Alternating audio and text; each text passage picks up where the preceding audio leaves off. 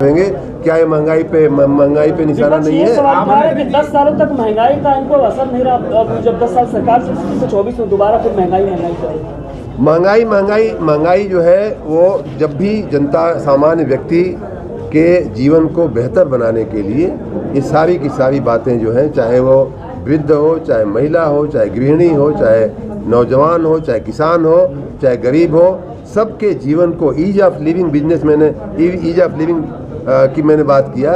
सबके जीवन को बेहतर बनाने के लिए, सबके जीवन को आसान बनाने के लिए उनको जिन जिन चीज़ों की आवश्यकता है, आदमी को क्या चाहिए, पानी चाहिए जीवन जीने के लिए, मकान चाहिए, मकान की बात इसमें की गई है।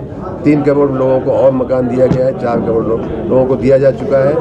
व्यक्ति को शौचालय चाहिए, शौचालय देने की व्यवस्था हो रही है। व्यक्ति को रसोई का गैस चाहिए, हम पाइप की गैस देने की बात कर रहे हैं, सिलेंडर भूल जाओ, सस्ती गैस आपको मिलेगी।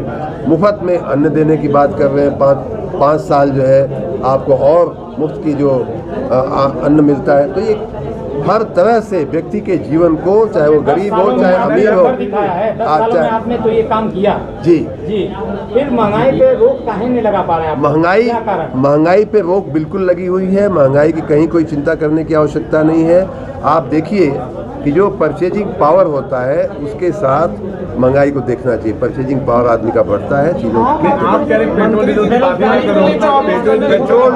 पेट्रोल डीजल की जगह हम सौर ऊर्जा से चालित ई व्हीकल को बढ़ावा देने की बात कर रहे हैं। और कहा गया है कि हमें fossil fuel, petrol diesel fossil fuel है, पेट्रोल डीजल के पर अपनी निर्भरता कम किया जाएगा। ये बात तो ये घोषणा पत्र कर रहा है।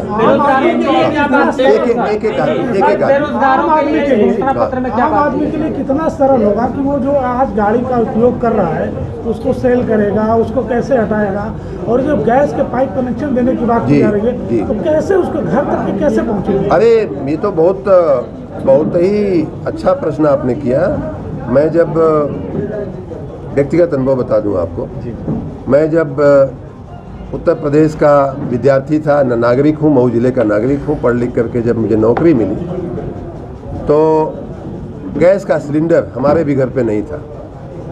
तो मैं जब गुजरात में मुझे नौकरी मिली तो उस समय सांसद कोटा हुआ करता था। तो एक सांसद जी, एक दिन मैं गया तो हमारे डीएम के रूम में बैठे हुए थे।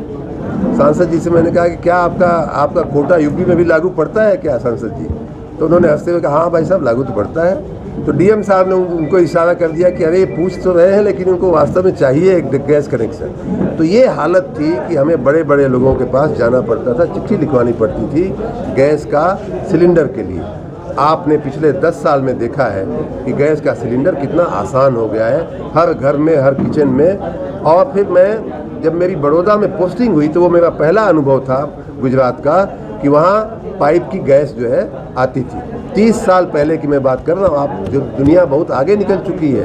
बहुत से शहरों में, उत्तर प्रदेश के भी बहुत से शहरों में, लखनऊ में भी हमारे घर में वर्तमान में गैस की पाइपलाइन है, उसमें से गैस आती। तो ये कोई अब अजूबा चीज़ नहीं रह गई है।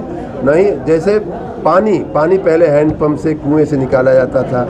मोदी जी ने संकल्प किया कि अब हम आपको टोटी वाला पानी देंगे, वैसे ही टोटी वाला गैस दे देंगे, आपको ये मिलना शुरू हो जाएगा। आप देखते रहिए, मोदी जी पे भरोसा करिए, ये मिलना आपको शुरू हो जाएगा।